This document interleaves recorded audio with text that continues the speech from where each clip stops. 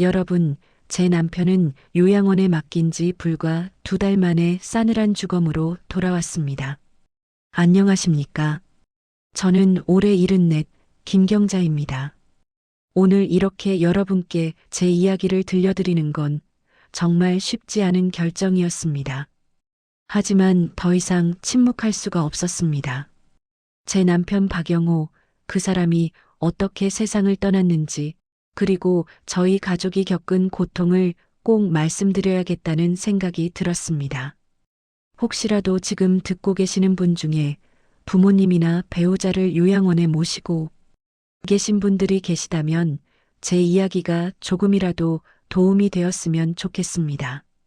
아니, 솔직히 말씀드리면 도움이라기보다는 경고가 될 수도 있겠습니다. 제 남편 영호 씨는 평생을 성실하게 살아온 사람이었습니다. 젊었을 때는 작은 공장에서 일했고, 나중에는 야간 경비원으로도 일했습니다. 돈을 많이 벌지는 못했지만, 가족을 위해서라면 무엇이든 했던 사람이었습니다. 우리 결혼한 지 50년이 넘었습니다. 50년이요. 세월이 참 빠르죠. 처음 만났을 때 그 사람은 26, 저는 22이었습니다. 중매로 만났는데 첫인상이 참 좋았습니다. 말수는 적었지만 눈빛이 참 따뜻했거든요. 우리는 아이 둘을 낳았습니다. 아들 하나, 딸 하나. 아들은 지금 캐나다에 살고 있고 딸 은영이는 서울에서 남편과 함께 맞벌이를 하며 살고 있습니다. 손주들도 있지만 다들 바쁘게 살다 보니 자주 보지는 못합니다. 그게 요즘 세상이잖습니까? 저도 이해합니다. 애들도 살기 바쁜데 뭐. 문제는 5년 전부터 시작됐습니다. 남편이 자꾸 같은 말을 반복하기 시작했습니다. 처음에는 나이가 들어서 그런가 보다 했습니다. 저도 요즘 깜빡깜빡하는 게 많으니까요. 하지만 점점 심해졌습니다. 어느 날은 제 얼굴을 보고도 당신 누구요? 라고 물었습니다. 그때 정말 가슴이 무너지는 것 같았습니다. 50년을 함께 산 아내를 알아보지 못한다니요. 병원에 갔더니 의사 선생님이 말씀하셨습니다. 치매입니다. 알츠하이머병이에요. 그 순간 제 머릿속이 하얘졌습니다. 치매라니. 그건 남의 집 이야기인 줄만 알았는데 우리 집에도 찾아온 겁니다. 처음 1년은 제가 집에서 돌봤습니다. 낮에는 그래도 괜찮았는데 밤이 되면 남편이 자꾸 나가려고 했습니다. 출근해야 돼. 늦었어. 하면서요. 이미 은퇴한 지 10년도 넘었는데 말입니다. 한 번은 새벽 2시에 남편이 문을 열고 나가려고 해서 제가 붙잡았습니다. 그런데 남편이 저를 밀쳤어요. 일부러 그런 건 아니었을 겁니다. 저를 알아보지 못했으니까요. 그때 제가 넘어지면서 손목을 삐끗했습니다. 딸아이 은영이가 그 소식을 듣고 달려왔습니다. 그리고 말했습니다. 엄마, 이렇게는 안 돼요. 엄마도 무리하시면 안 됩니다. 요양원을 알아봐야 해요. 저는 처음에는 절대 안 된다고 했습니다. 내가 살아있는데 남편을 남의 손에 맡기겠니? 그건 안 돼. 하지만 은영이가 울면서 말했습니다. 엄마가 쓰러지시면 어떡해요? 그럼 아빠는 누가 돌봐요? 결국 저는 항복했습니다. 딸아이 말이 맞았으니까요. 제가 쓰러지면 남편은 더 힘들어질 테니까요. 우리는 집에서 가까운 요양원을 알아보기 시작했습니다. 인터넷으로도 찾아보고 직접 발로 뛰어다니기도 했습니다. 그때만 해도 좋은 곳을 찾으면 괜찮을 거라고 생각했습니다. 몇 군데를 둘러본 끝에 집에서 차로 20분 거리에 있는 해맑은 요양원이라는 곳을 선택했습니다. 시설도 깨끗해 보였고 직원들도 친절했습니다. 원장님이라는 분이 직접 나와서 안내를 해주셨는데 어르신들을 가족처럼 모시고 있습니다라고 하셨습니다. 그 말을 믿었습니다. 정말로 믿었습니다. 입소 날짜는 지난해 3월 15일로 정했습니다. 그날 아침 남편의 짐을 챙기면서 계속 눈물이 났습니다. 옷가지, 세면도구, 남편이 좋아하는 사진 몇 장, 이런 것들을 가방에 넣으면서 내가 지금 무슨 짓을 하고 있는 건가 싶었습니다. 남편은 그날따라 상태가 좋았습니다. 저를 알아봤거든요. 여보, 우리 어디 가는 거요? 하고 물었습니다. 저는 거짓말을 했습니다. 잠깐 다녀올 거예요. 금방 돌아올게요. 하지만 남편은 제 손을 꼭 잡으며 말했습니다. 나를 버리는 거 아니지요. 그 말에 가슴이 찢어지는 것 같았습니다. 아니에요. 절대 그런 거 아니에요. 당신 건강을 위해서예요. 하고 대답했지만 제 목소리는 떨리고 있었습니다. 요양원에 도착했을 때 원장님과 간호사 선생님이 나와서 반갑게 맞아주셨습니다. 남편의 방은 2인실이었습니다. 창문이 크고 햇빛이 잘 들어와서 그나마 다행이라고 생각했습니다. 룸메이트는 비슷한 연배의 할아버지셨는데 휠체어를 타고 계셨습니다. 말씀은 거의 못하시는 것 같았습니다. 짐을 정리하고 남편을 침대에 앉혀놓고 저는 할 말을 잃었습니다. 이제 가야 하는데 발이 떨어지지 않았습니다. 여보, 나갈게요. 내일 다시 올게요. 하고 말했지만 남편은 대답이 없었습니다. 그저 창밖을 멍하니 바라보고만 있었습니다. 집으로 돌아오는 차 안에서 은영이가 말했습니다. 엄마 잘하신 거예요. 아빠를 위한 선택이에요. 하지만 저는 계속 울기만 했습니다. 그날 밤 혼자 잠드는 게 너무 어색했습니다. 50년을 함께 잔 사람이 옆에 없으니 침대가 너무 넓고 차가웠습니다.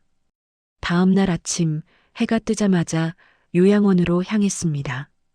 남편이 밤새 잘 지냈는지 궁금했습니다. 혹시 무서워하진 않았을까? 울지는 않았을까? 도착해서 남편의 방에 들어갔을 때 남편은 침대에 누워 있었습니다. 요양보호사 선생님이 말씀하셨습니다. 어젯밤에 좀 불안해하셔서 수면제를 드렸어요. 지금 주무시고 계세요. 저는 남편의 손을 잡고 가만히 앉아 있었습니다. 남편의 얼굴을 보니 조금 수척해 보였습니다. 하루 만에요. 그때는 몰랐습니다. 이게 시작이라는 걸, 악몽의 시작이라는 걸. 처음 일주일은 매일 갔습니다. 아침에 갔다가 오후에 다시 가기도 했습니다. 남편은 저를 알아볼 때도 있었고 모를 때도 있었습니다. 하지만 제가 가면 표정이 조금은 밝아지는 것 같았습니다. 직원들도 친절했습니다. 어머님 자주 오시네요. 남편분이 좋아하시겠어요. 하고 말씀해 주셨습니다. 하지만 2주일쯤 지나자 딸아이가 말했습니다. 엄마 너무 자주 가시면 아빠가 더 적응을 못해요. 조금 덜 가시는 게 나을 것 같아요. 그 말도 맞는 것 같았습니다. 그래서 일주일에 서너 번 정도로 줄였습니다. 그러던 어느 날이었습니다. 한 달쯤 지났을 때였을 겁니다. 남편을 보러 갔는데 남편의 손등에 시퍼런 멍이 들어 있었습니다. 깜짝 놀라서 물었습니다. 이거 어떻게 된 거예요? 요양보호사 선생님이 대수롭지 않게 말했습니다. 아, 그거요? 어르신이 밤에 화장실 가시다가 침대 모서리에 부딪히신 것 같아요. 별일 아니에요. 하지만 이렇게 심하게 멍이 들었는데 어르신들은 피부가 약하셔서 조금만 부딪혀도 멍이 잘 들어요. 걱정 마세요. 그 말을 믿었습니다. 그때는요. 하지만 일주일 후 또 다른 멍을 발견했습니다. 이번에는 팔에 있었습니다. 이건 또 어떻게 된 거예요? 하고 물었더니 다른 직원이 말했습니다. 자다가 뒤척이시다가 난간에 부딪히신 것 같아요. 뭔가 이상했습니다. 너무 자주 다치는 것 같았습니다. 하지만 확실한 증거가 없었습니다. 그리고 직원들이 그렇게 말하는데 제가 뭐라고 할 수 있었겠습니까? 남편에게 물어봤습니다. 여보, 아픈데 없어요? 누가 때린 거예요? 하지만 남편은 고개를 저었습니다. 아니, 괜찮아. 하지만 남편의 눈빛이 흔들리고 있었습니다. 그때 제 가슴 속에 불안이 싹트기 시작했습니다. 혹시 무슨 일이 있는 건 아닐까? 하지만 확신할 수 없었습니다. 치매 환자는 자주 넘어지고 다친다고 했습니다. 그게 일반적이라고 했습니다. 그때 그 첫 번째 멍을 발견했을 때 제가 조금만 더 의심하고 따졌더라면 어땠을까요? 딸의 말처럼 제가 너무 예민한가 싶어 좋은 게 좋은 거라며 애써 외면했던 그 순간이 제 인생 가장 후회되는 순간이 될 줄은 꿈에도 몰랐습니다. 그게 제 첫 번째 실수였습니다. 만약 그때 제가 더 강하게 따져 물었더라면, 만약 그때 제가 경찰에라도 신고했더라면 남편은 지금 살아 있었을지도 모릅니다. 하지만 저는 그러지 못했습니다. 왜냐하면 저는 그저 평범한 70대 노인일 뿐이었고 직원들의 말을 의심할 용기가 없었으니까요. 그렇게 시간은 흘러갔습니다. 그리고 더 끔찍한 일들이 기다리고 있었습니다. 남편의 몸에서 새로운 멍을 발견할 때마다 저는 제 자신에게 거짓말을 했습니다. 남편이 요양원에 입소한 지 한 달 반쯤 지났을 때였습니다. 저는 그날도 어김없이 요양원을 찾아갔습니다. 점심시간 직후였으니까 오후 2시쯤 되었을 겁니다. 복도를 걸어가는데 식당 쪽에서 소리가 들렸습니다. 누군가 고함을 지르는 소리였습니다. 이 할아버지가 왜 이래? 빨리 입 벌려. 깜짝 놀라서 그쪽을 바라봤습니다. 요양보호사 한 분이 어르신에게 밥을 먹이고 있었는데 목소리가 상당히 거칠었습니다. 그 어르신은 고개를 돌리며 거부하고 있었고요. 그 모습을 보고 가슴이 철렁했습니다. 혹시 우리 남편도 저렇게 당하는 건 아닐까? 남편의 방으로 급히 갔습니다. 문을 열었을 때 남편은 침대에 앉아서 창밖을 바라보고 있었습니다. 평소처럼 멍하니 앉아 계셨습니다. 여보, 나왔어요. 남편이 천천히 고개를 돌렸습니다. 그날은 저를 알아보는 것 같았습니다. 왔어요. 저는 남편 옆에 앉았습니다. 그리고 남편의 손을 잡았습니다. 그때였습니다. 남편이 움찔하며 손을 빼는 겁니다. 왜 그래요? 어디 아파요? 남편은 아무 말도 하지 않았습니다. 저는 남편의 손을 다시 잡고 소매를 걷어 올렸습니다. 그리고 경악했습니다. 팔뚝에 손가락 자국처럼 보이는 멍이 여러 개 있었습니다. 마치 누군가 남편의 팔을 3개 움켜잡은 것 같은 모양이었습니다. 여보, 이거 누가 그런 거예요? 누가 당신을 이렇게 한 거예요? 남편은 고개를 저었습니다. 아니, 괜찮아. 괜찮은 게 아니에요. 이건 명백히 누가 잡은 자국이에요. 저는 즉시 간호사실로 달려갔습니다. 당직 간호사가 서류를 정리하고 있었습니다. 선생님, 제 남편 팔에 이상한 멍이 있는데 이거 어떻게 된 건가요? 간호사가 고개를 들었습니다. 어떤 멍이요? 손가락 자국 같은 멍이요. 누가 3개 잡은 것처럼 생겼어요. 간호사는 잠시 생각하더니 말했습니다. 아, 그거요? 어르신이 목욕하실 때 넘어지시려고 해서 보호사 선생님이 잡아드린 거예요. 안 그러면 다치실 뻔했거든요. 하지만 이렇게 심하게 멍이 들 정도로 잡아야 하나요? 어머님, 어르신들은 피부가 약해서 조금만 잡아도 멍이 들어요. 걱정하지 마세요. 어르신을 보호하려고 그런 거예요. 그 말에 할 말이 없었습니다. 보호하려고 그랬다는데 제가 뭐라고 할 수 있겠습니까? 하지만 마음속에서는 의심이 점점 커지고 있었습니다. 그날 저녁 딸아이 은영이에게 전화를 했습니다. 은영아, 아빠 팔에 이상한 멍이 있어. 손가락 자국 같은데. 은영이는 잠시 침묵하다가 말했습니다. 엄마, 요양원에서 그럴 리 없어요. 아빠가 치매가 있으시니까 넘어지시고 그러시는 거예요. 하지만 엄마, 너무 예민하게 반응하시면 요양원에서도 부담스러워 할 거예요. 조금 믿어보세요. 딸의 말도 일리가 있었습니다. 제가 너무 민감하게 반응하는 걸까요? 그렇게 또 일주일이 지났습니다. 그 일주일 동안 저는 거의 매일 요양원을 갔습니다.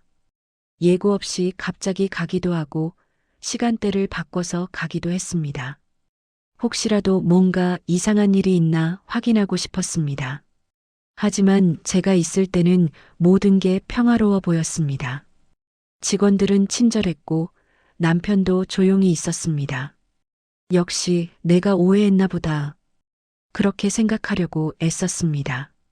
그러던 어느 날 오후였습니다. 제가 요양원에 갔을 때 남편이 휠체어를 타고 복도에 있었습니다. 한 요양보호사가 남편을 데리고 산책을 시키고 있었습니다. 어머님 오셨어요? 아버님 바람 좀 쏘이고 있어요. 그 보호사가 밝게 웃으며 말했습니다. 저는 고맙다고 인사를 했습니다. 그리고 남편 옆에 앉아서 함께 복도를 걸었습니다. 그때 남편이 갑자기 제 손을 꽉 잡았습니다. 평소와 다른 힘이었습니다. 여보, 남편이 제 귀에 대고 작은 목소리로 속삭였습니다. 무서워. 그 한마디에 제 심장이 멎는 것 같았습니다. 뭐가 무서워요? 왜 그래요? 남편은 주위를 두리번거리더니 다시 속삭였습니다. 밤에 무서워. 밤에 뭐가 있어요? 무슨 일이 있어요? 하지만 남편은 더 이상 말하지 않았습니다. 그저 제 손만 꽉 잡고 있었습니다. 그날 밤 저는 잠을 이룰 수가 없었습니다. 남편의 그 떨리는 목소리가 계속 귓가에 맴돌았습니다. 무서워. 밤에. 무서워. 다음 날 아침 일찍 요양원으로 갔습니다. 평소보다 1시간 정도 일찍 갔습니다. 남편의 방 문을 열었을 때 이상한 광경을 목격했습니다. 한 요양보호사가 남편의 옷을 거칠게 갈아입히고 있었습니다. 아이고, 할아버지가 또 실수하셨네. 빨래가 얼마나 많은데. 그 목소리가 상당히 짜증스러워 보였습니다. 저기요. 제가 말했습니다. 보호사가 깜짝 놀라며 돌아봤습니다. 어머니, 벌써 오셨어요? 제 남편이 실수를 했나요? 아, 네. 밤에 화장실을 못 가셔서요. 괜찮습니다. 저희가 처리할게요. 보호사는 웃으며 말했지만 얼굴에는 불편한 기색이 역력했습니다. 남편을 보니 표정이 위축되어 있었습니다. 마치 잘못한 아이처럼요. 여보, 괜찮아요. 아프거나 그런 건 아니죠? 남편은 고개를 저었습니다. 하지만 눈빛은 불안해 보였습니다. 그날 이후로 저는 더 자주 요양원을 찾아갔습니다. 아침 일찍, 점심때, 저녁 늦게까지 시간을 가리지 않고 갔습니다. 그러면서 조금씩 이상한 점들을 발견하기 시작했습니다. 어떤 날은 남편의 식사가 거의 손대지 않은 채 치워져 있었습니다. 물어보니 드시기 싫어하셔서 어쩔 수 없었어요 라고 했습니다. 또 어떤 날은 남편의 머리가 며칠째 감기지 않은 것처럼 기름지고 냄새가 났습니다. 어제 감겼는데 이상하네요 라고 했지만 명백히 거짓말이었습니다. 그리고 가장 충격적이었던 건 남편의 등에서 발견한 멍이었습니다. 어느 날 남편이 옷을 갈아입는 걸 도와드리다가 발견했습니다. 등 한가운데에 시퍼렇게 멍이 들어 있었습니다. 크기도 상당히 컸습니다. 이건 또 어떻게 된 거예요? 이번에는 원장님을 직접 찾아갔습니다. 원장실 문을 두드렸습니다. 들어오세요. 원장님의 목소리가 들렸습니다. 문을 열고 들어갔습니다. 원장님은 책상에 앉아서 서류를 보고 있었습니다. 원장님, 제 남편 상태가 이상합니다. 자꾸 멍이 들고 제대로 돌봄을 받지 못하는 것 같아요. 원장님은 안경을 벗으며 말했습니다. 어머님, 걱정이 많으시군요. 하지만 저희가 최선을 다하고 있습니다. 치매 어르신들은 자주 넘어지시고 돌보기가 쉽지 않습니다. 하지만 등에까지 이렇게 큰 멍이 드는 게 정상인가요? 혹시 침대에서 뒤척이시다가 침대 난간에 부딪히셨을 수도 있습니다. CCTV를 확인해 보겠습니다. CCTV가 있어요? 네, 복도에는 있습니다. 하지만 방 안에는 사생활 보호를 위해 설치되어 있지 않습니다. 방 안에는 없다는 말에 가슴이 철렁했습니다. 그럼 방 안에서 무슨 일이 일어나는지 아무도 모른다는 얘기잖아요. 원장님, 혹시 제 남편이 직원들한테 학대를 받는 건 아닐까요? 원장님의 표정이 굳어졌습니다. 어머님, 그런 말씀은 신중하게 하셔야 합니다. 저희 직원들은 모두 교육받은 전문가들입니다. 학대라니요. 하지만 어머님께서 너무 자주 오셔서 어르신이 요양원에 적응을 못 하시는 것 같습니다. 조금 거리를 두시는 게 어떨까요? 그 말에 할 말을 잃었습니다. 제가 자주 와서 문제라는 겁니까? 원장실을 나와서 다시 남편의 방으로 갔습니다. 남편은 침대에 누워 있었습니다. 남편 곁에 앉아서 조용히 물었습니다. 여보, 솔직하게 말해줘요. 여기서 누가 당신을 때려요? 남편은 눈을 감고 있었습니다. 여보, 대답해줘요. 제발. 한참 후에 남편이 눈을 떴습니다. 그리고 아주 작은 목소리로 말했습니다. 선생, 최 선생님이요? 최 선생님이 누구예요? 무서워하라면 때려. 그 순간 제 온몸에 소름이 돋았습니다. 남편이 맞고 있었던 겁니다. 정말로. 언제요? 언제 때려요? 밤에 소리 지르면 때려. 남편의 눈에 눈물이 고였습니다. 70 넘은 남자가 눈물을 흘리는 모습을 보니 제 가슴이 찢어지는 것 같았습니다. 알았어요. 내가 해결할게요. 걱정하지 마세요. 저는 즉시 간호사실로 갔습니다. 최 선생님이라는 요양보호사가 누구예요? 당직 간호사가 대답했습니다. 최미경 선생님 말씀이신가요? 그분이 우리 남편을 담당하고 있나요? 네, 야간 담당이세요. 저녁 6시부터 다음날 아침 6시까지 근무하십니다. 야간이었습니다. 제가 없는 시간이었습니다. 그분 지금 어디 있어요? 지금은 퇴근하셨을 거예요. 저녁에 다시 출근하세요. 저는 그날 저녁까지 기다렸습니다. 저녁 6시쯤 요양원에 다시 갔습니다. 복도에서 최미경이라는 이름표를 단 요양보호사를 봤습니다. 50대 초반으로 보이는 여성이었습니다. 저기요, 최미경 선생님이신가요? 그 사람이 돌아봤습니다. 네, 그런데요? 제가 315호실 박영호 어르신 보호자인데요. 아, 네. 무슨 일이세요? 제 남편이 선생님한테 맞았다고 하던데요. 최미경의 얼굴이 굳어졌습니다. 뭐라고요? 제가 어르신을 때렸다고요? 제 남편이 직접 말했어요. 밤에 소리 지르면 때린다고. 어머님, 그건 오해세요. 저는 절대 그런 적 없습니다. 어르신이 치매가 있으셔서 헛소리 하시는 거예요. 헛소리가 아니에요. 제 남편 몸에 멍투성이인데 그게 헛소리예요? 어르신들은 원래 멍이 잘 들어요. 그리고 밤에 난동 부리시면 제지할 수밖에 없잖아요. 난동이요? 제 남편이 난동을 부렸다고요? 네, 밤마다 소리 지르시고 돌아다니시려고 해서 제가 말렸을 뿐이에요. 그걸 말린다고 이렇게 멍이 들게 해요? 최미경은 짜증스러운 표정을 지었습니다. 어머님, 저도 일하는 사람이에요. 어르신 한 분만 돌보는 게 아니라고요. 밤에 계속 소리 지르시면 다른 어르신들도 못 주무세요. 그래도 사람을 때리면 어떡해요? 저는 안 때렸어요. 그냥 제지했을 뿐이에요. 목소리가 점점 커졌습니다. 복도에 있던 다른 직원들이 우리를 쳐다봤습니다. 간호사 한 분이 달려왔습니다. 어머님, 여기서 큰 소리 내시면 안 됩니다. 다른 어르신들이 놀라세요. 하지만 이 사람이 제 남편을 어머님, 원장님께 말씀드리겠습니다. 일단 진정하세요. 결국 저는 그날 원장님과 다시 면담을 했습니다. 하지만 원장님은 최미경의 손을 들어줬습니다. 어머님, 최 선생님은 저희 요양원에서 10년 넘게 일하신 베테랑이세요.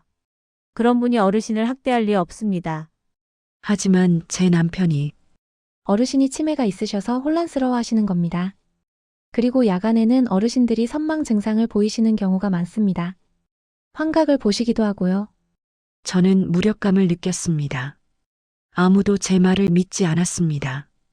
집으로 돌아오는 길에 딸아이에게 전화를 했습니다.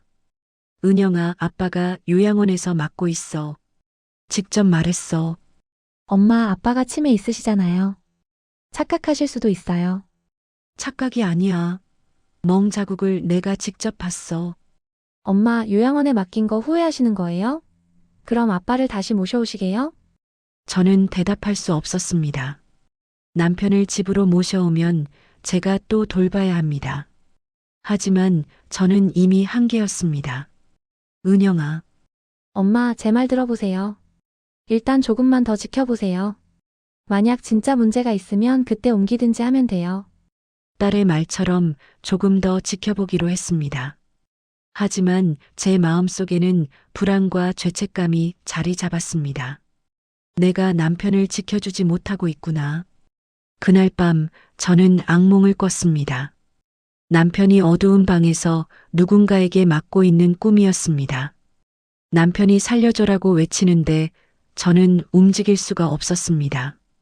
꿈에서 깨어났을 때 온몸이 땀으로 젖어 있었습니다. 새벽 4시였습니다. 잠을 이룰 수 없었습니다.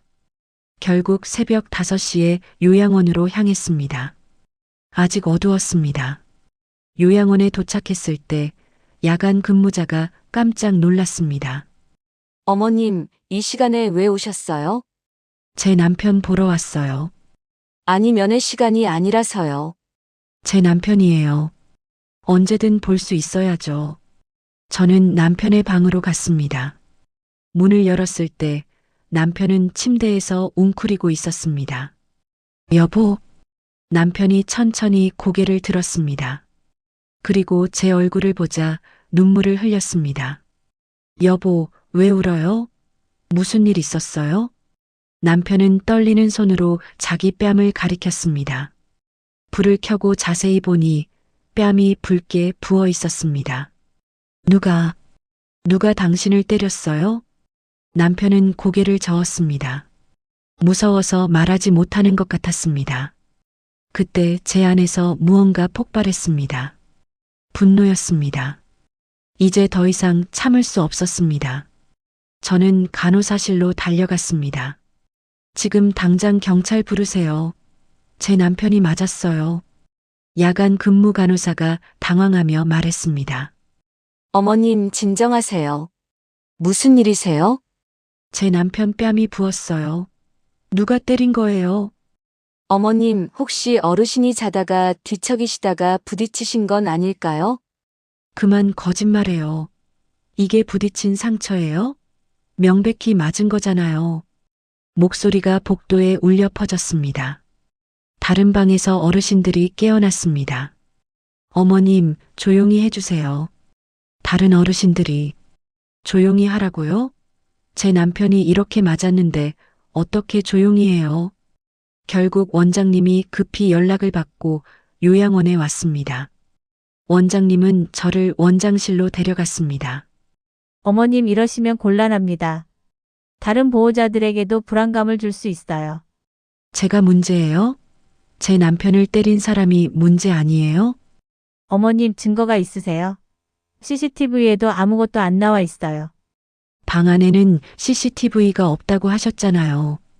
그렇기 때문에 저희도 확인할 수 없다는 겁니다. 저는 무력감에 주저앉았습니다. 아무도 제 말을 믿지 않았습니다. 원장님은 한숨을 쉬며 말했습니다. 어머님, 만약 저희 요양원이 마음에 안 드시면 다른 곳으로 옮기시는 것도 방법입니다. 그 말에 머리가 멍해졌습니다. 제가 문제를 제기하니까 오히려 나가라는 겁니까? 저는 원장실을 나와서 남편의 방으로 돌아갔습니다. 남편은 여전히 침대에 웅크리고 있었습니다. 저는 남편을 꼭 안았습니다. 미안해요. 여보, 내가 당신을 지켜주지 못해서 정말 미안해요. 남편은 제 품에서 조용히 울었습니다. 그날 저는 결심했습니다. 무슨 일이 있어도 증거를 찾아내겠다고, 그리고 남편을 학대한 사람을 반드시 밝혀내겠다고. 하지만 그때는 몰랐습니다. 시간이 얼마 남지 않았다는 것을. 지난 시간에 말씀드린 것처럼 저는 증거를 찾기로 결심했습니다. 하지만 어떻게 해야 할지 막막했습니다. 70 넘은 노인이 할 수 있는 게 뭐가 있겠습니까? 그래도 포기할 수는 없었습니다. 다음 날부터 저는 작은 수첩을 가지고 다니기 시작했습니다.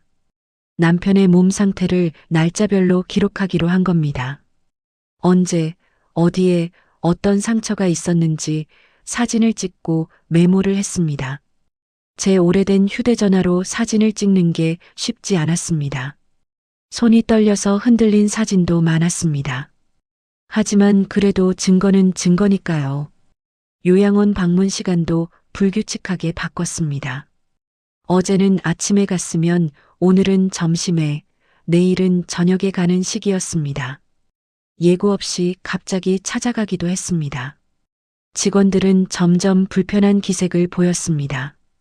어머님, 너무 자주 오시면 어르신이 적응을 못하세요. 같은 말을 반복했습니다. 하지만 저는 아랑곳하지 않았습니다. 제 남편이 위험에 처해 있는데 직원들 눈치를 볼 수는 없었습니다. 그렇게 일주일쯤 지났을 때였습니다. 저녁 6시쯤 요양원에 갔습니다. 야간 근무가 시작되는 시간이었습니다. 최미경 요양보호사가 근무를 시작하는 시간이기도 했습니다. 남편의 방에 들어갔을 때 남편은 저녁 식사를 하고 있었습니다. 아니, 정확히는 식사를 거부하고 있었습니다. 할아버지, 이러시면 안 돼요. 드셔야죠. 한 젊은 요양보호사가 말했습니다. 남편은 고개를 돌리며 입을 다물고 있었습니다. 여보, 왜 안 드세요? 제가 물었습니다. 남편은 저를 보더니 작은 목소리로 말했습니다. 맛없어. 그래도 드셔야죠. 힘이 없으시면 어떡해요. 저는 남편 옆에 앉아서 직접 밥을 떠서 입에 넣어드렸습니다. 남편은 마지못해 입을 벌렸습니다. 그때 복도에서 목소리가 들렸습니다. 최미경이었습니다. 보호자님 또 오셨네요. 비꼬는 듯한 어조였습니다. 저는 대꾸하지 않았습니다. 그냥 남편에게 밥을 먹이는 데 집중했습니다. 최미경이 방으로 들어왔습니다. 어머님, 이제 그만 가셔야 할 시간 아니에요? 곧 소등 시간이에요. 조금만 더 있다 갈게요. 규정상 8시 이후에는 면회가 안 돼요. 저는 시계를 봤습니다. 7시 반이었습니다. 그럼 30분 더 있을게요. 최미경은 못마땅한 표정으로 나갔습니다. 남편에게 밥을 다 먹인 후 저는 남편의 손을 잡았습니다. 여보, 밤에 무서운 일 있으면 소리 지르세요. 크게요. 그러면 다른 사람들이 올 거예요. 남편은 고개를 끄덕였습니다. 하지만 눈빛은 불안해 보였습니다. 걱정하지 마세요. 내가 해결할 거예요. 조금만 참아요. 남편이 제 손을 꽉 잡았습니다. 집. 가고 싶어. 그 말에 가슴이 찢어지는 것 같았습니다. 곧 갈 수 있을 거예요. 조금만 기다려요. 하지만 저도 알고 있었습니다. 남편을 집으로 데려오는 건 현실적으로 불가능하다는 걸요. 8시가 되자 간호사가 와서 말했습니다. 어머님, 이제 가셔야 합니다. 저는 일어났습니다. 남편에게 마지막으로 인사를 했습니다. 잘 주무세요. 내일 다시 올게요. 남편은 대답 대신 제 손을 놓지 않으려고 했습니다. 여보, 손 놔요. 내가 가야 해요. 결국 남편의 손을 뿌리치고 나왔습니다. 복도를 걸으면서 뒤를 돌아보니 남편이 문 쪽을 바라보고 있었습니다. 집으로 돌아가는 차 안에서 눈물이 났습니다. 내가 제대로 하고 있는 걸까? 남편을 그냥 버려두고 오는 건 아닐까? 그날 밤 11시쯤이었을 겁니다. 갑자기 휴대전화가 울렸습니다. 요양원에서 온 전화였습니다. 여보세요? 어머님, 요양원입니다. 아버님이 지금 좀 불안정하셔서요. 혹시 통화 가능하실까요? 무슨 일이에요? 남편이 어떻게 됐어요? 아버님이 계속 밖으로 나가시려고 하셔서 저희가 말리고 있는데 진정이 안 되세요. 지금 당장 갈게요. 아니요, 어머님. 이 시간에는 면회가 안 됩니다. 그냥 전화로 아버님께 말씀 좀 해주세요. 전화를 바꿔주세요. 잠시 후 남편의 목소리가 들렸습니다. 여보, 여기.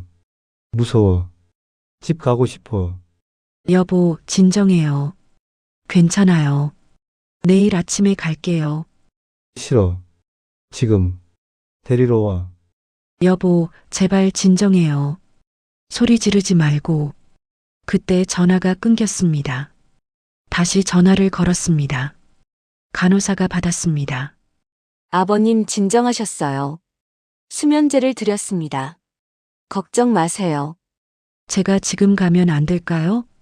어머님, 규정상 불가능합니다. 그리고 지금 아버님 주무시고 계세요. 저는 할 수 없이 전화를 끊었습니다. 하지만 잠이 올 리 없었습니다. 남편이 무서워하는 목소리가 계속 귓가에 맴돌았습니다. 새벽 5시에 일어나서 다시 요양원으로 향했습니다. 도착했을 때는 아직 어두웠습니다. 야간 근무가 끝나기 직전이었습니다. 남편의 방으로 갔습니다. 문을 열었을 때 남편은 침대에 누워 있었습니다. 여보, 대답이 없었습니다. 가까이 다가가서 남편을 흔들었습니다. 여보, 일어나요. 남편이 천천히 눈을 떴습니다. 눈이 충혈되어 있었습니다. 여보, 괜찮아요? 남편은 고개를 끄덕였습니다. 하지만 표정이 심상치 않았습니다. 이불을 걷어내고 남편의 몸을 확인했습니다. 그리고 경악했습니다. 남편의 팔과 다리에 새로운 멍이 여러 개 생겨 있었습니다. 어제 저녁에는 없던 상처들이었습니다. 여보, 이거 어떻게 된 거예요? 간밤에 무슨 일 있었어요? 남편은 떨리는 목소리로 말했습니다. 선생. 화났어. 때렸어. 뭐라고요? 어젯밤에 최미경이 당신을 때렸다고요? 남편이 고개를 끄덕였습니다. 눈에는 눈물이 고여 있었습니다. 왜요? 왜 때렸어요? 소리 질렀다고. 시끄럽다고. 저는 즉시 휴대전화를 꺼내서 사진을 찍었습니다. 남편 팔에 멍, 다리에 멍 모두 찍었습니다. 그리고 간호사실로 달려갔습니다. 지금 당장 최미경 불러주세요. 야간 근무 간호사가 당황했습니다. 어머님, 최 선생님은 지금 퇴근하셨는데요. 그럼 원장님 연락처 주세요. 어머님, 지금 새벽 5시인데 원장님을 깨울 수는. 제 남편이 맞았어요. 어젯밤에 최미경한테 맞았다고요. 목소리가 복도에 울려 퍼졌습니다. 다른 방에서 어르신들이 깨어나기 시작했습니다. 어머님, 조용히 해주세요. 조용히 하라고요? 제 남편이 폭행당했는데 어떻게 조용히 해요? 결국 당직 의사가 나왔습니다. 어머님 일단 진정하시고 아버님 상태부터 확인하겠습니다. 의사가 남편을 진찰했습니다. 멍들을 보고 표정이 굳어졌습니다. 이건 확실히 외상으로 보입니다. 그러니까요. 제가 계속 말했잖아요. 일단 사진 기록을 남기고 원장님께 보고하겠습니다. 보고만 하고 끝이에요? 경찰에 신고해야죠. 어머님, 그건 저희가 판단할 문제가 아니고 그럼 제가 신고하겠어요. 저는 휴대전화를 꺼내서 112를 눌렀습니다. 경찰서입니까? 신고하려고요. 요양원에서 제 남편이 폭행당했어요. 경찰이 말했습니다. 주소가 어디신가요? 저는 요양원 주소를 알려줬습니다. 알겠습니다. 출동하겠습니다. 전화를 끊고 나니 간호사와 의사가 저를 바라보고 있었습니다. 어머님, 경찰을 부르시면 큰일 됩니다. 일단 요양원 내부에서 뭐래요? 계속 덮으려고만 하잖아요. 30분쯤 지나서 경찰이 도착했습니다. 2명의 경찰관이었습니다. 제 남편이 요양보호사한테 폭행당했어요. 경찰이 남편의 상태를 확인했습니다. 확실히 외상이 있네요. 이게 언제 생긴 건가요? 어젯밤이요. 제가 저녁 8시에 갔을 때는 없었는데 오늘 새벽에 보니 이렇게 되어 있었어요. 경찰이 고개를 끄덕이며 수첩에 기록했습니다. 피해자분은 진술이 가능하신가요? 남편이 치매가 있어서 정확한 진술은 어렵지만 최미경이라는 요양보호사가 때렸다고 말했어요. 최미경 씨요? 그때 원장님이 급히 도착했습니다. 무슨 일입니까? 경찰까지 오시고. 경찰이 설명했습니다. 폭행 신고가 들어왔습니다. 최미경 씨라는 직원이 있습니까? 원장님의 얼굴이 굳어졌습니다. 네, 있습니다만. 연락해서 출석 요청 부탁드립니다. 경찰관님, 이건 오해일 겁니다. 저희 직원이 어르신을 폭행할 리가. 그건 조사를 해봐야 알 일입니다. 결국 최미경이 다시 요양원으로 불려왔습니다. 1시간쯤 후 최미경이 도착했습니다. 얼굴이 창백했습니다. 경찰이 질문했습니다. 어젯밤 근무하셨죠? 네. 그렇습니다. 박영호 씨를 담당하셨나요? 네. 어젯밤에 박영호 씨와 무슨 일이 있었습니까? 최미경은 잠시 망설이다가 대답했습니다. 어르신이 밤에 계속 소리를 지르셨어요. 다른 어르신들도 못 주무시고, 그래서 제가 진정시키려고 진정시킨다는 게 구체적으로 어떻게 하셨습니까? 어르신을 침대에 눕히려고 팔을 잡았어요. 그게 다예요. 그런데 왜 이렇게 많은 멍이 생겼을까요? 어르신들은 피부가 약해서 조금만 잡아도 멍이 들어요. 경찰이 사진을 보여줬습니다. 이 정도 멍이 단순히 잡아서 생긴 건가요? 최미경은 대답하지 못했습니다. 그때 저는 참지 못하고 소리쳤습니다. 거짓말하지 마세요. 당신이 제 남편을 때린 거잖아요. 저는 안 때렸어요. 그냥 제지했을 뿐이에요. 제지가 이래요? 이게 제지예요? 경찰이 진정시켰습니다. 진정하세요. 조사는 저희가 하겠습니다. 결국 최미경은 경찰서로 연행되었습니다. 하지만 그날 저녁 석방되었다고 들었습니다. 경찰이 말했습니다. 확실한 증거가 부족합니다. CCTV도 방 안에는 없고 피해자의 진술도 치매 때문에 신빙성이 낮다고 판단되어서 그럼 이대로 끝인가요? 계속 조사는 진행할 겁니다. 하지만 시간이 걸릴 수 있습니다. 저는 무력감을 느꼈습니다. 그날 밤 딸아이에게 전화했습니다. 은영아, 아빠를 집으로 모셔와야겠어. 엄마, 지금 무슨? 더는 못 맡겨놔. 아빠가 죽을 것 같아. 딸아이는 한참 침묵하다가 말했습니다. 엄마, 일단 다른 요양원으로 옮기는 게 어떨까요? 다른 요양원? 네, 여기보다 더 좋은 곳으로요. 하지만 저는 이미 믿음을 잃었습니다. 어떤 요양원을 가더라도 똑같을 것 같았습니다. 다음 날 저는 요양원 퇴소 절차를 밟기 시작했습니다. 원장님이 말했습니다. 어머님, 퇴소하시면 보증금은 환불이 안 됩니다. 상관없어요. 그냥 남편만 데려갈게요. 하지만 어머님 혼자서 아버님을 돌보시기 힘드실 텐데요. 그건 제가 알아서 할 일이에요. 퇴소 절차는 일주일이 걸렸습니다. 그 일주일 동안 저는 매일 요양원에 있었습니다. 남편 곁을 떠나지 않았습니다.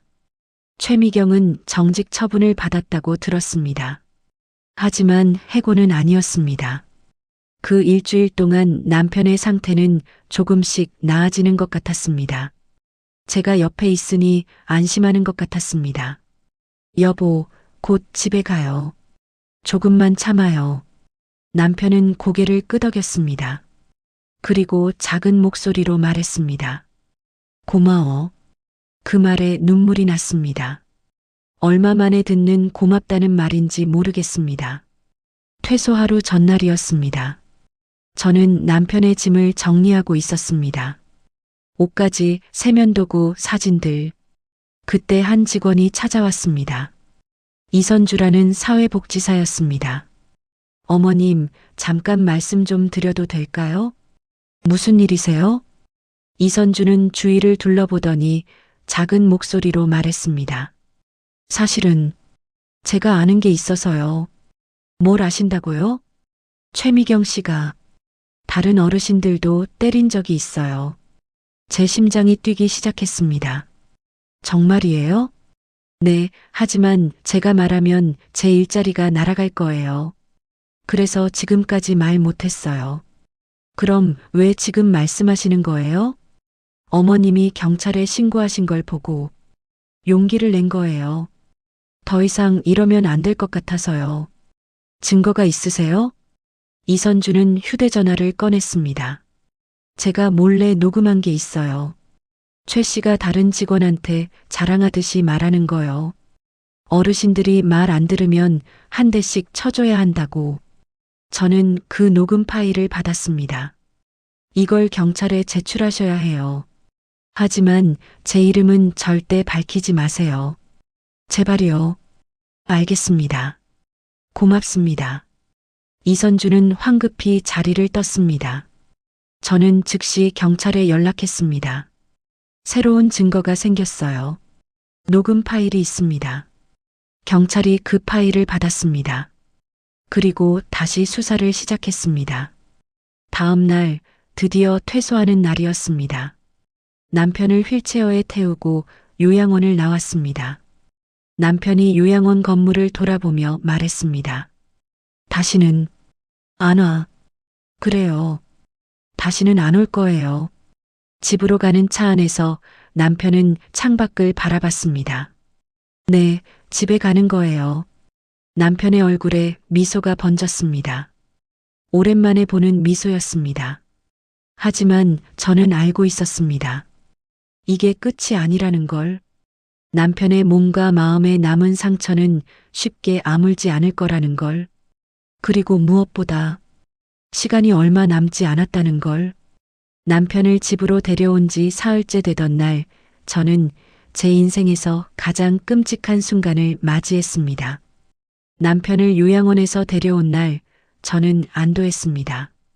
이제 안전하다. 이제 내가 직접 지켜줄 수 있다. 그렇게 생각했습니다. 집으로 돌아온 남편은 처음에는 좋아했습니다. 익숙한 집, 익숙한 냄새, 익숙한 가구들. 남편은 소파에 앉아서 주위를 둘러보며 미소를 지었습니다. 집, 우리 집. 그래요. 우리 집이에요. 이제 여기서 편하게 지내요. 첫날 밤은 평화로웠습니다. 남편은 제 옆에서 편안하게 잠들었습니다.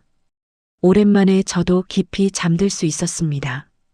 하지만 둘째 날부터 문제가 시작됐습니다. 새벽 2시쯤이었을 겁니다. 남편이 갑자기 일어나서 밖으로 나가려고 했습니다. 여보, 어디 가려고요? 출근해야 돼. 여보, 지금 한밤중이에요. 그리고 당신은 이미 은퇴했어요. 아니야. 늦었어. 가야 돼. 남편을 침대로 다시 눕히려고 했지만 쉽지 않았습니다. 남편이 저를 밀쳤습니다. 놔줘. 가야 한다고. 결국 1시간을 씨름한 끝에 남편을 다시 재웠습니다. 다음 날 아침 저는 녹초가 되어 있었습니다. 딸아이에게 전화를 했습니다. 은영아, 엄마 혼자서는 힘들 것 같아. 밤에 아빠가 계속 나가시려고 해서. 엄마, 그러니까 제가 뭐라고 했어요. 요양원에 계시는 게 나았을 거예요. 하지만 거기서는 맞았잖아. 엄마, 다른 요양원으로 알아보세요. 집에서 돌보시는 건 무리예요. 조금만 더 해볼게. 적응하면 나아질 거야. 하지만 상황은 나아지지 않았습니다. 셋째 날 저녁이었습니다. 저는 남편에게 저녁을 먹이고 있었습니다. 그런데 남편이 갑자기 숟가락을 떨어뜨렸습니다. 여보, 왜 그래요? 남편의 얼굴이 창백해졌습니다. 이마에 식은땀이 맺혔습니다. 어디 아파요? 남편은 대답 대신 가슴을 움켜쥐었습니다. 여보, 어디가 아픈 거예요? 남편이 쓰러지려고 했습니다. 저는 급히 남편을 부축했습니다. 여보, 정신 차려요. 남편의 몸이 축 늘어졌습니다. 저는 패닉 상태였습니다. 손이 떨려서 휴대전화를 제대로 잡을 수도 없었습니다. 겨우 119를 눌렀습니다. 구급차 보내주세요. 제 남편이 쓰러졌어요. 주소를 알려주고 남편의 상태를 설명했습니다. 의식은 있으세요? 남편을 흔들었습니다. 여보, 눈 떠요. 남편이 가까스로 눈을 떴습니다. 하지만 초점이 없었습니다. 의식은 있는 것 같은데 눈에 초점이 없어요.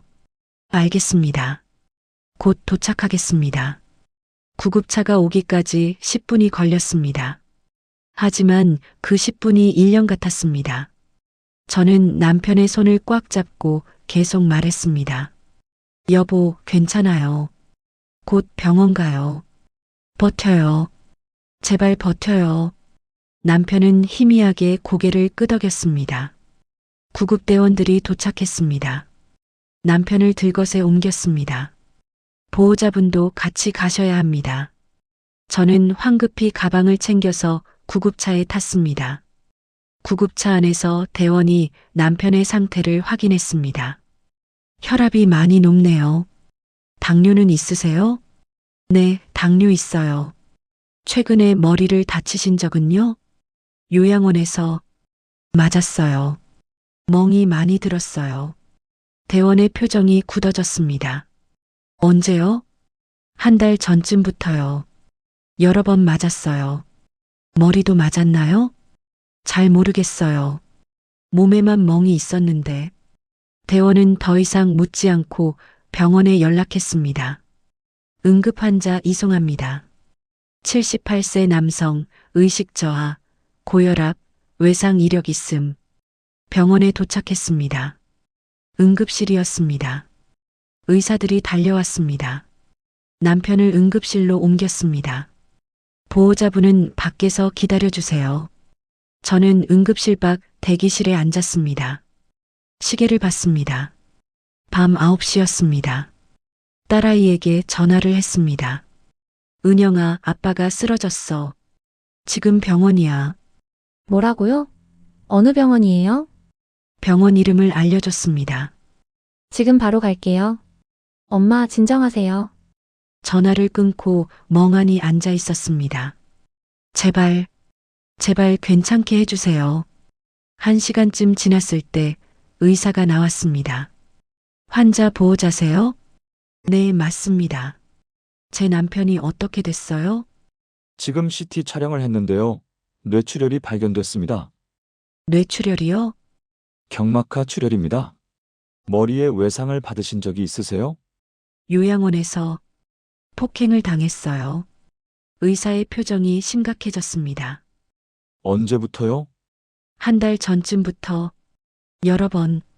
그럼 그때 이미 출혈이 시작됐을 가능성이 높습니다. 시간이 지나면서 출혈이 누적되고 오늘 갑자기 증상이 나타난 거예요. 그럼 어떻게 되는 거예요? 의사는 잠시 망설이다가 말했습니다. 수술을 해야 합니다. 하지만 환자분의 나이와 상태를 고려하면 위험합니다. 위험하다는 게 무슨 뜻이에요? 수술 중에 사망하실 수도 있다는 뜻입니다. 그 말에 다리에 힘이 풀렸습니다. 의자에 주저앉았습니다. 하지만 수술 안 하면 어떻게 돼요? 출혈이 계속되면 결국 의사는 끝까지 말하지 않았습니다. 하지만 저는 알았습니다. 수술 해주세요. 제발 살려주세요. 보호자분의 동의가 필요합니다. 수술 동의서에 서명해 주세요. 떨리는 손으로 서명을 했습니다. 그때 딸아이가 도착했습니다. 남편을 데리고 왔습니다. 엄마, 아빠는 어디 계세요? 지금 수술실로 들어가셨어. 수술이요? 제가 의사에게 들은 이야기를 딸에게 말해줬습니다.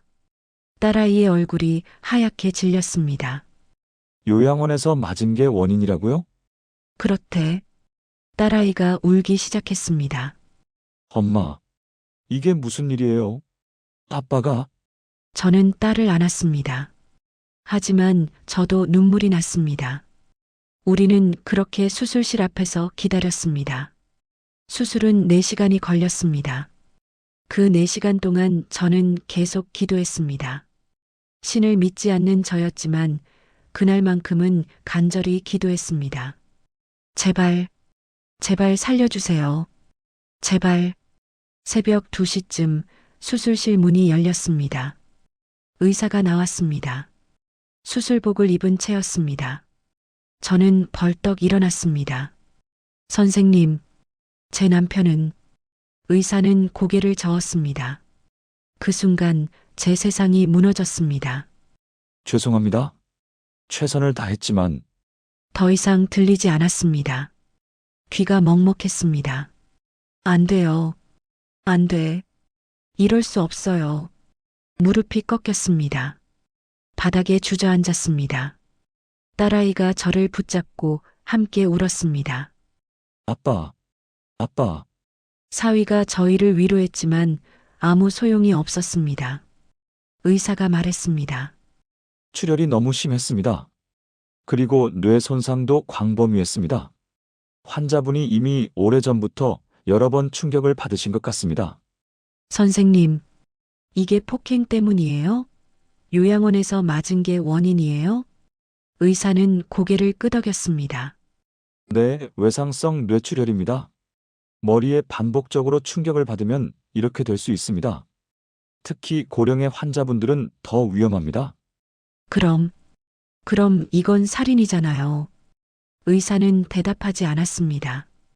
유족분들께서 결정하실 일입니다. 경찰에 신고하시는 게 좋을 것 같습니다. 경찰. 저는 멍한 상태로 고개를 끄덕였습니다. 남편을 볼 수 있을까요? 잠시 후에 안치실로 모시겠습니다. 안치실. 그 단어가 가슴에 비수처럼 꽂혔습니다. 1시간쯤 후 저희는 안치실로 갔습니다. 남편이 하얀 천으로 덮여 누워 있었습니다. 저는 천천히 다가갔습니다. 천을 걷었습니다. 남편의 얼굴이 보였습니다. 평화로워 보였습니다. 고통스러워하지 않았습니다. 여보, 남편의 손을 잡았습니다. 아직 따뜻했습니다. 미안해요. 내가 당신을 지켜주지 못해서 미안해요. 눈물이 멈추지 않았습니다. 내가 요양원에 맡기지 말았어야 했는데, 내가 직접 돌봤어야 했는데, 딸아이가 제 어깨를 잡았습니다. 아니야. 내 잘못이야. 내가 너무 무력했어. 내가 더 강하게 싸웠어야 했어. 그날 밤 저는 남편의 손을 잡고 밤을 새웠습니다. 아들에게도 연락을 했습니다. 캐나다에 있는 아들이 급히 비행기를 탔습니다. 다음 날 오후 아들이 도착했습니다. 아들은 아버지의 얼굴을 보고 무너졌습니다. 우리 가족은 안치실에서 함께 울었습니다. 며칠 후 경찰이 찾아왔습니다. 네, 맞습니다. 저는 고개를 끄덕였습니다. 네, 해주세요. 제 남편이 왜 죽었는지 정확히 밝혀주세요. 부검 결과는 일주일 후에 나왔습니다. 외상성 경막하 출혈로 인한 뇌 손상. 사망 원인은 폭행으로 추정됨. 그 문장을 받아들고 저는 떨었습니다. 폭행으로 추정됨. 제 남편은 맞아서 죽은 겁니다. 요양원에서, 제가 안전하다고 믿었던 그곳에서 경찰이 말했습니다. 제발 제발 제대로 조사해 주세요. 장례는 조용히 치렀습니다. 친척들과 친구들이 왔습니다. 영호 씨가 좋은 곳 가셨을 거예요. 그런 위로의 말들이 귀에 들어오지 않았습니다. 장례식장에서 저는 남편의 영정사진을 바라봤습니다. 사진 속의 남편은 웃고 있었습니다. 몇 년 전에 찍은 사진이었습니다. 치매가 오기 전 건강했던 시절의 남편이었습니다. 여보, 미안해요. 정말 미안해요. 장례를 치르는 사흘 동안 저는 계속 울었습니다. 딸아이가 걱정했습니다. 엄마, 밥 좀 드세요. 이러시면 엄마까지 쓰러지세요. 밥이 넘어가니? 아빠가 그렇게 죽었는데. 엄마가 건강해야 아빠 일도 해결하실 수 있잖아요. 딸의 말이 맞았습니다. 저는 남편의 억울함을 풀어줘야 했습니다. 그게 제가 할 수 있는 마지막 일이었습니다. 장례를 마치고 저는 경찰서를 찾아갔습니다. 담당 형사를 만났습니다. 제 남편 사건 어떻게 되고 있나요?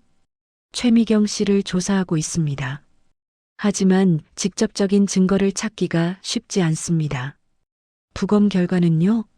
폭행으로 인한 사망이라고 나왔잖아요. 네, 맞습니다. 하지만 최 씨가 직접 폭행했다는 증거가 필요합니다. 제 남편이 직접 말했어요. 최 씨가 때렸다고. 하지만 고인은 치매 환자셨고 진술의 신빙성에 문제가 있습니다. 그럼 녹음 파일은요? 제가 드린 녹음 파일이요. 그것도 간접 증거일 뿐입니다. 저는 좌절했습니다. 그럼 이대로 끝인가요? 제 남편이 맞아 죽었는데 가해자는 처벌도 안 받는 건가요? 저희도 최선을 다하고 있습니다. 조금만 기다려주세요. 하지만 기다림은 고통이었습니다. 매일 밤 악몽을 꿨습니다. 남편이 어두운 방에서 맡고 있는 꿈이었습니다. 살려줘. 살려줘. 남편의 목소리가 들렸습니다. 하지만 저는 움직일 수 없었습니다. 꿈에서 깨어나면 온몸이 땀으로 젖어 있었습니다. 그리고 깨달았습니다. 남편은 이미 없다는 것을, 다시는 볼 수 없다는 것을, 제가 지켜주지 못했다는 것을, 그 죄책감이 저를 짓눌렀습니다. 밤마다 남편의 마지막 모습이 떠올랐습니다. 집, 가고 싶어. 다시는 안 와. 무서워. 그 말들이 귓가에 맴돌았습니다. 내가 더 일찍 알아챘더라면, 내가 더 강하게 싸웠더라면, 내가 처음부터 요양원에 보내지 않았더라면, 후회가 저를 잠식했습니다. 하지만 이미 늦었습니다. 남편은 돌아오지 않았습니다. 그리고 저는 알았습니다. 이 싸움은 이제 시작이라는 것을, 남편의 억울함을 풀기 위해서는 더 많은 시간과 고통이 필요하다는 것을, 하지만 저는 포기하지 않을 것입니다. 남편을 위해서, 그리고 또 다른 피해자가 생기지 않도록 저는 끝까지 싸울 것입니다.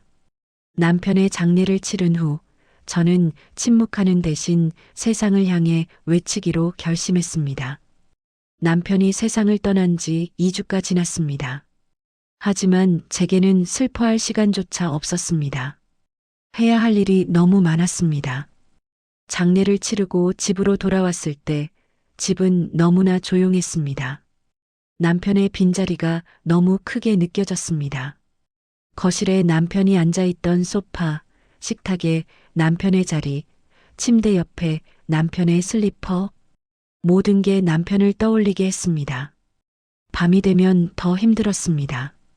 옆자리가 비어 있다는 게 믿기지 않았습니다. 하지만 저는 무너질 수 없었습니다. 남편의 억울함을 풀어줘야 했으니까요. 장례 다음 날 저는 경찰서를 다시 찾아갔습니다. 담당 형사를 만났습니다. 이름은 박 형사였습니다. 어머님 오셨습니까? 앉으세요. 형사님, 수사는 어떻게 되고 있나요? 박 형사는 서류를 펼쳤습니다. 최미경 씨를 여러 번 조사했습니다. 하지만 본인은 폭행 사실을 부인하고 있습니다. 부인한다고요? 네, 어르신을 제지한 적은 있지만 때린 적은 없다고 주장하고 있습니다. 그럼 제 남편 몸에 있던 멍들은요? 그건 어떻게 설명하나요? 치매 환자가 스스로 넘어지거나 부딪혀서 생긴 거라고 주장합니다. 저는 분노가 치밀어 올랐습니다. 그게 말이 돼요? 손가락 자국까지 선명한 멍이 스스로 생긴 거라고요? 저희도 그 점을 추궁했습니다. 하지만 최 씨는 제지 과정에서 어쩔 수 없이 잡았을 뿐이라고 합니다. 녹음 파일은요? 제가 드린 녹음 파일에서 최 씨가 어르신들을 때린다고 말하지 않았나요? 그것도 확인했습니다. 하지만 최 씨는 그건 농담이었다고 주장합니다. 농담이요? 네, 동료들과 농담처럼 한 말이지 실제로 그런 적은 없다고 합니다. 저는 허탈했습니다. 모든 변명을 다 준비해 온 것 같았습니다. 형사님, 그럼 제 남편은 억울하게 죽는 건가요? 박 형사는 난처한 표정을 지었습니다. 어머님, 저희도 최선을 다하고 있습니다. 하지만 결정적인 증거가 필요합니다. 결정적인 증거라면요? CCTV 영상이나 목격자 진술 같은 것 말입니다. 방 안에는 CCTV가 없었어요. 그리고 밤에는 다른 직원들도 없었고요. 그래서 어려운 겁니다. 저는 고개를 떨구었습니다. 그럼 이대로 끝인가요? 아니요. 저희가 다른 방법을 찾아보겠습니다. 요양원 내부 직원들을 더 조사하고 다른 피해자가 있는지도 알아보겠습니다. 다른 피해자요? 네, 만약 최 씨가 다른 어르신들도 학대했다면 그것도 증거가 될 수 있습니다. 희망이 보이는 것 같았습니다. 알겠습니다. 제가 할 수 있는 게 있으면 말씀해 주세요. 경찰서를 나와서 집으로 가는 길에 문득 생각이 났습니다. 내가 직접 알아봐야겠다. 경찰만 믿고 있을 수는 없었습니다. 제가 직접 움직여야 했습니다. 집에 도착해서 인터넷을 검색했습니다. 요양원 학대 사건에 대해 찾아봤습니다. 생각보다 많은 기사가 나왔습니다. 요양원 폭행 사건, 학대 사건, 방치 사건. 뉴스에는 나오지 않았지만 우리나라 곳곳에서 일어나고 있는 일들이었습니다. 제 남편만이 아니구나. 그리고 한 가지 더 알게 되었습니다. 이런 사건들이 대부분 제대로 처벌받지 못한다는 것을요. 증거 부족, 피해자 진술 불가, 법적 공백. 여러 이유로 가해자들은 가벼운 처벌만 받거나 무죄가 되는 경우가 많았습니다. 이래서는 안 되는데. 그때 한 기사가 눈에 띄었습니다. 요양원 학대 피해자, 가족, 언론의 호소에 정에 찼다. 기사를 읽어봤습니다. 한 유족이 언론에 사건을 알려서 여론을 움직였고 결국 가해자가 처벌받았다는 내용이었습니다. 그래, 나도 그렇게 해야겠다. 다음 날 저는 기자를 찾아갔습니다. 지역 신문사였습니다. 크지 않은 신문사였지만 사회 문제를 다루는 기자가 있다고 들었습니다. 안녕하세요. 저는 김정순이라고 합니다. 기자는 30대 후반으로 보이는 여성이었습니다. 이름은 한수진이었습니다. 무슨 일로 오셨어요? 저는 남편의 이야기를 했습니다. 요양원에 입소한 것부터 폭행당한 것, 그리고 결국 사망한 것까지 모든 것을 말했습니다. 한 기자는 진지하게 들었습니다. 중간중간 메모를 하면서요. 증거는 있으세요? 저는 가방에서 서류들을 꺼냈습니다. 남편의 멍 사진들, 부검 결과서, 녹음 파일, 경찰 조사 기록. 한 기자는 하나하나 확인했습니다. 이건 명백한 폭행 사건이네요. 하지만 경찰은 증거가 부족하다고 합니다. 그래서 제게 오신 거군요. 네, 이 이야기를 세상에 알리고 싶습니다. 제 남편만이 아니라 다른 피해자들을 위해서라도요. 한 기자는 고개를 끄덕였습니다. 기사를 쓰겠습니다. 하지만 어머님, 각오하셔야 할 게 있어요. 뭔가요? 기사가 나가면 요양원 측에서 반발할 겁니다. 명예훼손으로 고소할 수도 있어요. 상관없어요. 저는 진실만 말할 거니까요. 그리고 댓글들도 각오하셔야 해요. 요양원을 두둔하는 사람들, 어머님을 비난하는 사람들도 있을 겁니다. 그것도 상관없어요. 제 남편의 억울함을 풀 수 있다면요. 한 기자는 미소를 지었습니다. 알겠습니다. 좋은 기사 쓰겠습니다. 일주일 후 기사가 나왔습니다. 요양원 폭행으로 사망한 78세 노인, 유족 진실을 밝혀달라. 기사는 제 남편의 이야기를 상세히 다뤘습니다. 사진도 실렸습니다. 남편의 멍 사진과 저의 인터뷰 사진이었습니다. 기사가 나간 후 반응이 뜨거웠습니다. 온라인 커뮤니티에서 기사가 공유됐습니다. 댓글도 수백 개가 달렸습니다. 이건 명백한 살인이다. 요양원 폐쇄해야 한다. 할머니 힘내세요. 응원하는 댓글들이 많았습니다. 물론 비난하는 댓글도 있었습니다. 증거도 없이 무고하는 거 아닌가. 치매 환자 말을 어떻게 믿어. 요양원도 힘든데 너무 몰아붙이는 거 아닌가. 그런 댓글들을 보면 속상했지만 견뎌냈습니다. 며칠 후 다른 언론사에서도 연락이 왔습니다. TV 인터뷰 하실 수 있으세요? 네, 하겠습니다. 저는 TV 카메라 앞에 섰습니다. 생전 처음이었습니다. 기자가 질문했습니다. 어머님, 남편분이 돌아가신 후 어떠셨어요? 저는 울컥했습니다. 하지만 참았습니다. 후회가 됩니다. 제가 더 일찍 알아챘더라면, 제가 더 강하게 싸웠더라면 남편이 살아있을 거라는 생각이 듭니다. 요양원 측에 하고 싶으신 말씀은요? 제 남편에게 사과해 주셨으면 합니다. 그리고 책임을 지셔야 합니다. 이런 일이 다시는 일어나서는 안 됩니다. 인터뷰가 방송되자 반응은 더 뜨거워졌습니다. 청와대 국민청원 게시판에도 글이 올라왔습니다. 요양원 학대 처벌 강화해 주세요. 청원 동의도 수만 명이 넘었습니다. 그러자 경찰도 움직이기 시작했습니다. 박 형사가 전화를 했습니다. 어머님, 다른 피해자를 찾았습니다. 정말이에요? 네, 해맑은 요양원에 계셨던 다른 어르신 가족이 저희에게 연락을 했습니다. 자기 아버지도 비슷한 일을 당했다고요. 그럼 그분도 증언해 주실 수 있나요? 네, 기꺼이 하겠다고 하셨습니다. 희망이 보였습니다. 며칠 후 그 가족을 만났습니다. 50대 중반의 남성이었습니다. 안녕하세요. 저는 정민수라고 합니다. 제 아버지도 그 요양원에 계셨어요. 그러셨군요. 아버님은 지금 어떠세요? 지금은 다른 요양원으로 옮겼습니다.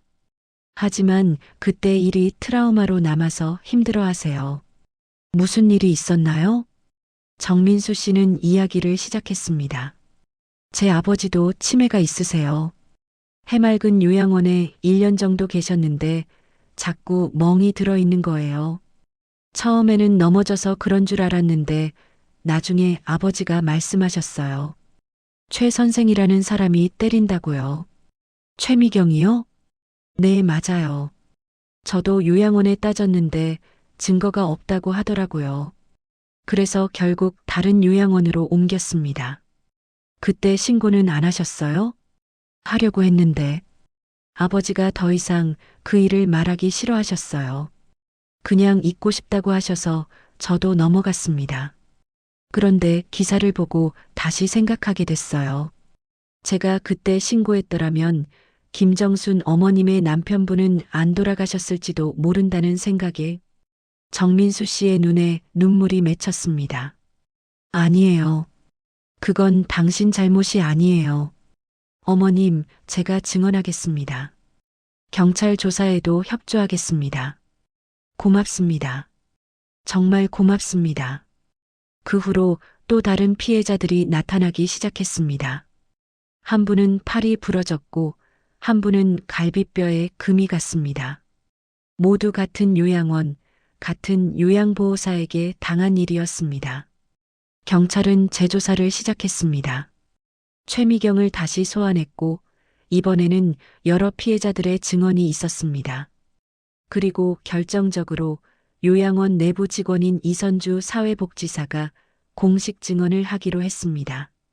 저는 최미경 씨가 어르신들을 학대하는 걸 여러 번 목격했습니다.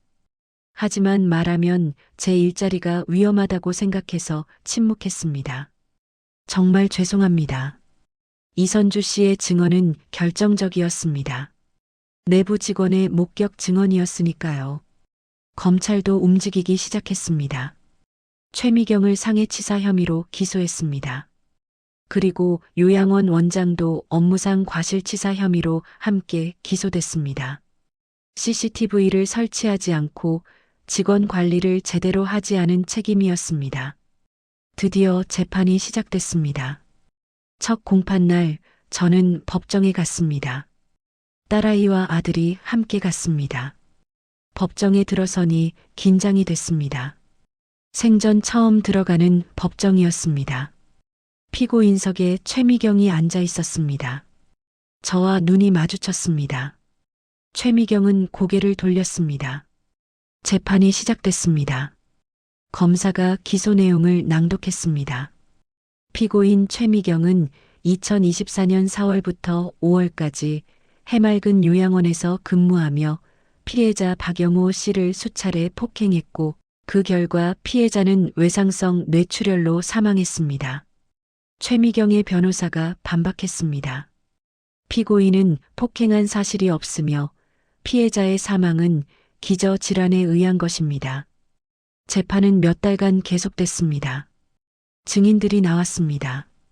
다른 피해자들, 이선주 사회복지사, 의사들, 특히 부검을 담당한 의사의 증언이 중요했습니다. 피해자의 뇌출혈은 외상에 의한 것이 명백합니다. 반복적인 충격으로 인해 서서히 출혈이 진행됐고 결국 사망에 이른 것입니다. 변호사가 물었습니다. 하지만 피해자는 고령이고 고혈압도 있었습니다. 자연스러운 뇌출혈일 수도 있지 않나요? 아니요. 출혈의 위치와 패턴을 보면 외부 충격에 의한 것이 확실합니다. 재판을 지켜보면서 저는 복잡한 감정을 느꼈습니다. 분노도 있었고 슬픔도 있었고 그리고 조금씩 정의가 실현되고 있다는 안도감도 있었습니다. 하지만 무엇보다도 남편이 너무 그리웠습니다. 여보, 당신의 억울함이 조금씩 풀리고 있어요. 조금만 더 기다려요. 재판은 계속됐습니다. 검사는 징역 10년을 구형했습니다. 피고인은 보호해야 할 어르신을 폭행해 사망에 이르게 했습니다. 이는 용서받을 수 없는 범죄입니다. 최미경은 끝까지 혐의를 부인했습니다. 저는 어르신을 때린 적이 없습니다. 제지했을 뿐입니다.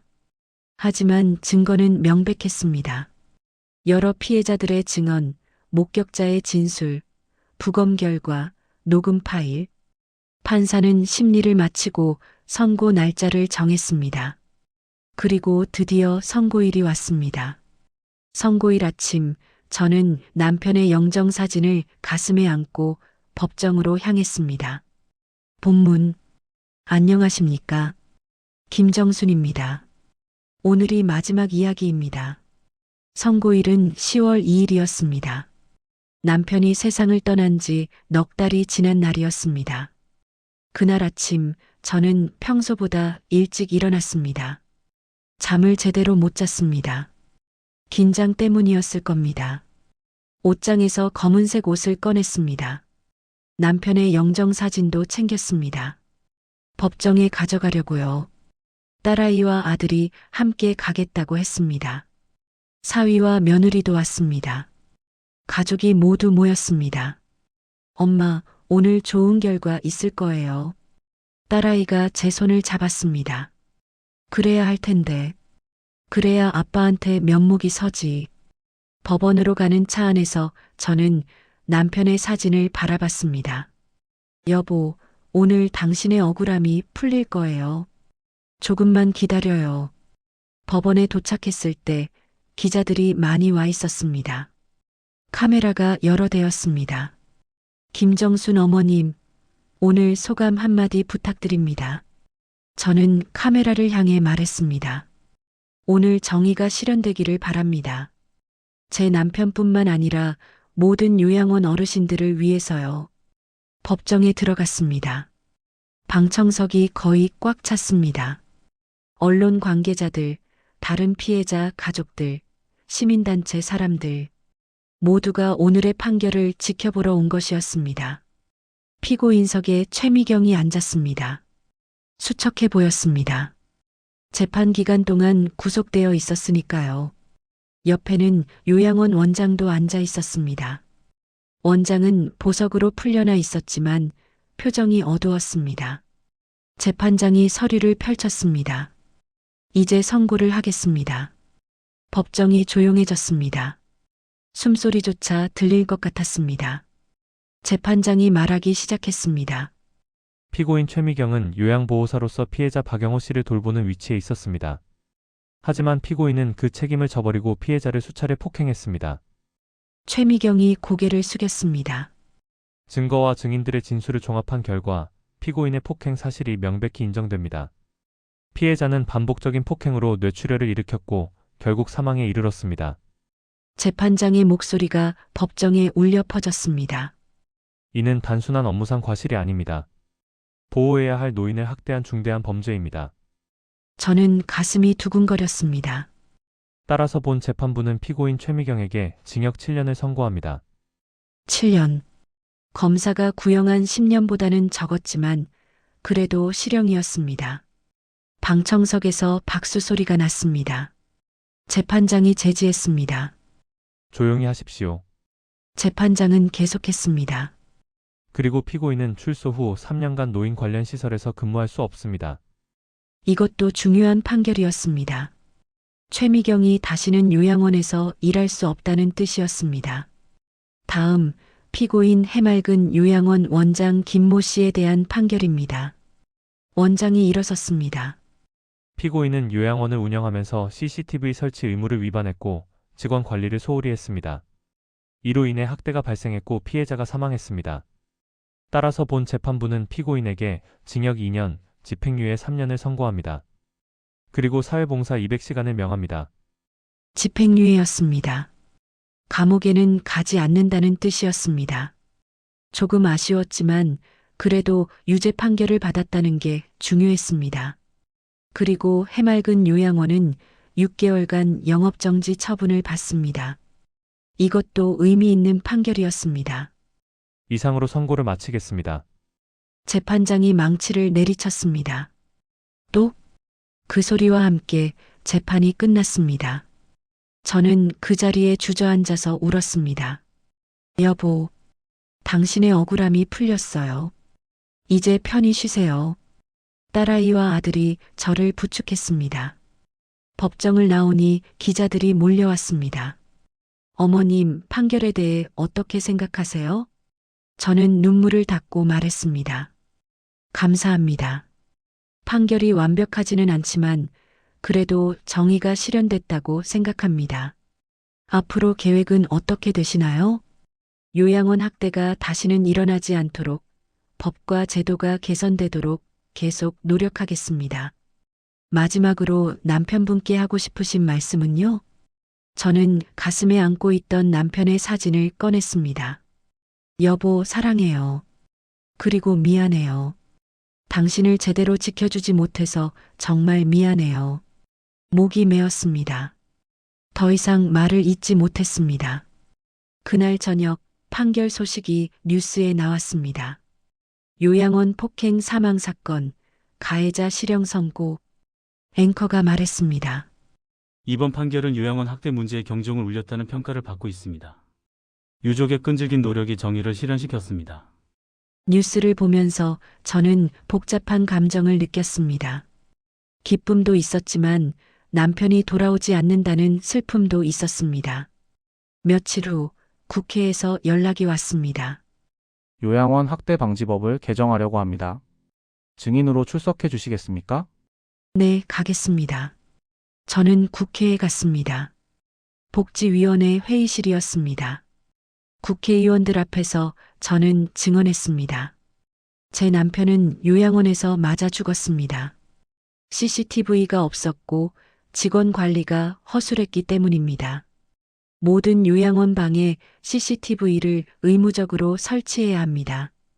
그리고 요양보호사에 대한 교육과 관리를 강화해야 합니다. 또한 학대 신고가 들어오면 즉시 조사하고 피해자를 보호하는 시스템이 필요합니다. 국회의원들이 고개를 끄덕였습니다. 좋은 의견 감사합니다. 법 개정에 반영하겠습니다. 그로부터 몇 달 후 실제로 법이 개정됐습니다. 요양원 CCTV 설치 의무화, 요양보호사 인권교육 강화, 학대 신고 시 즉각 조사 의무화. 완벽하지는 않았지만 한 걸음 나아간 것이었습니다. 그리고 저는 다른 피해자 가족들과 함께 모임을 만들었습니다. 요양원 학대 피해자 가족 모임. 한 달에 한 번씩 모여서 서로의 이야기를 나누고 정보를 공유하고 서로를 위로했습니다. 저와 비슷한 아픔을 가진 사람들이 많다는 걸 알게 됐습니다. 그분들과 함께하면서 저도 조금씩 치유되는 느낌이었습니다. 어느 날 한 회원이 말했습니다. 선생님 덕분에 저희도 용기를 냈어요. 선생님이 먼저 싸워주셔서 감사합니다. 그 말에 눈물이 났습니다. 여보, 당신의 죽음이 헛되지 않았어요. 남편이 세상을 떠난 지 1년이 지났습니다. 기일날 저는 남편의 산소를 찾았습니다. 아이들도 함께 갔습니다. 묘비에는 이렇게 적혀 있었습니다. 사랑하는 남편이자 아버지 박영호. 저는 묘비 앞에 무릎을 꿇고 말했습니다. 여보, 1년이 지났네요. 그동안 많은 일이 있었어요. 당신을 학대한 사람은 감옥에 갔어요. 요양원도 처벌받았고요. 그리고 법도 바뀌었어요. 이제 다른 어르신들은 당신처럼 당하지 않을 거예요. 당신 덕분이에요. 당신의 희생이 다른 사람들을 구했어요. 바람이 불었습니다. 마치 남편이 대답하는 것 같았습니다.